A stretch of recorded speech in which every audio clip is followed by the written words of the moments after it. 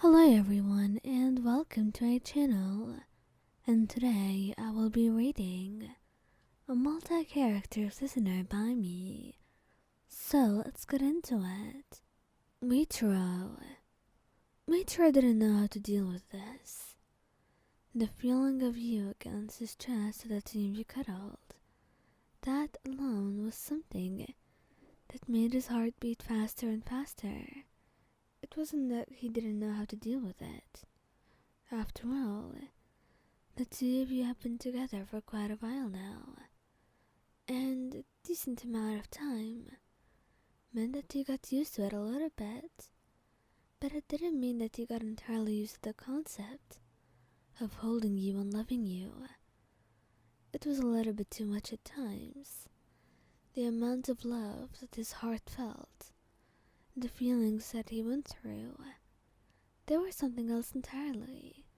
And then, well, things were bound to get a little bit more experimental, and you were bound to start showing your feelings in different ways.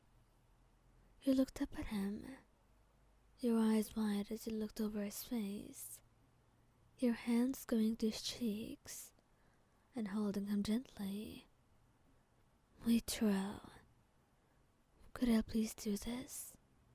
You whisper, and he looks at you in absolute confusion.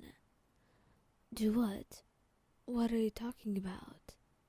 What you're thinking? He murmurs softly, then kisses his cheek gently, stroking his hair, before leaning up to press a soft kiss to his lips.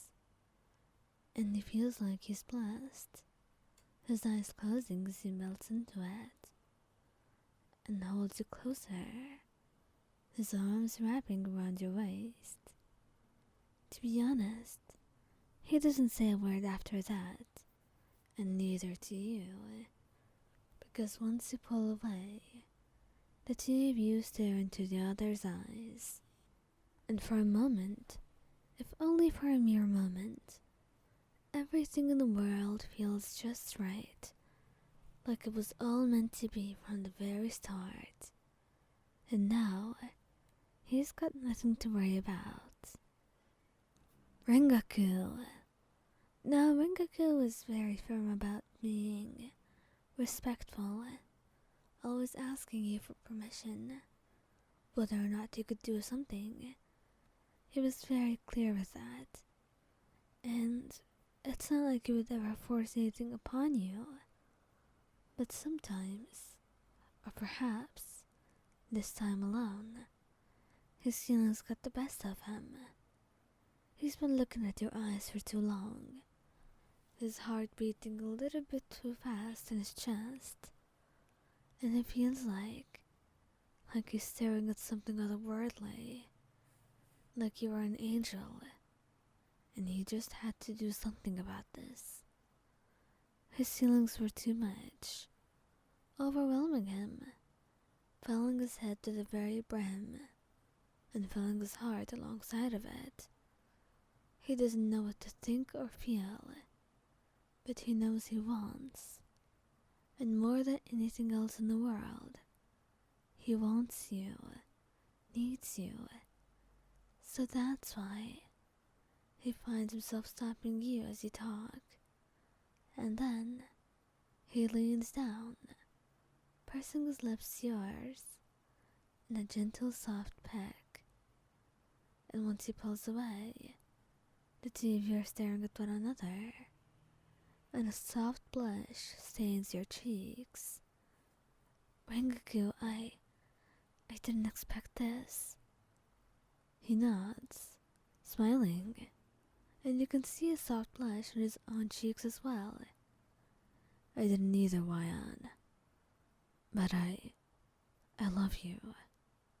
You know I do. And I want this to be something special. Is that alright with you? Is that something you want? And you nod, pulling up as you wrap your arms around him tightly, bringing him in for a hug. And perhaps you wanted to kiss him for a long time, and you wouldn't have known about that until he did it. So you feel kind of blessed for it, and very lucky too. Tengen.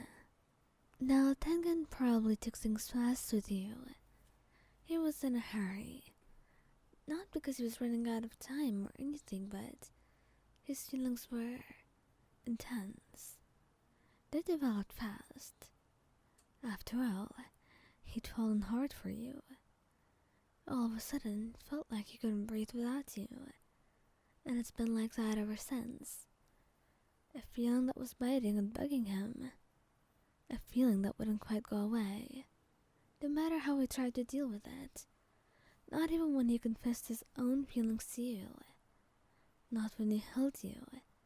Because somehow, no matter what he did with you, he'd always felt himself wanting more than that. Wanting more of you. So that's why it takes a little bit of difficulty for him to restrain himself. And when you're wearing that lipstick, he finds himself unable to do anything but wanting to kiss you. You're looking at him, about to talk. Tengen, how about we go to that restaurant over there? I think they... And he stopped you completely, not paying attention to your words. Not out of rudeness now, but because you've got him utterly mesmerized, and he was in a trance staring at you. And the moment he cut you off was because he wanted to kiss you. He'd held your cheeks in his hands and leaned in, pressing a soft kiss to your lips. One that went a little bit too long until the two of you were quite breathless, and that's when you pulled away, your cheeks red, and there was a glint of something in his eyes. Mischief, probably, or something else. You couldn't really tell what it is. Your feelings overwhelming you, your hands trembling as you hugged him.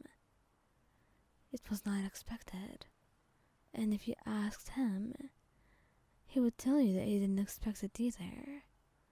Why on? Please, could I do this again? And you look at him, blushing brightly. I guess so. I guess you can. And that's how you turn your date night into something else completely. A much more intense one. An intimate one. And perhaps it's a lot better than what you've actually planned out that day. So you're not entirely upset, if at all.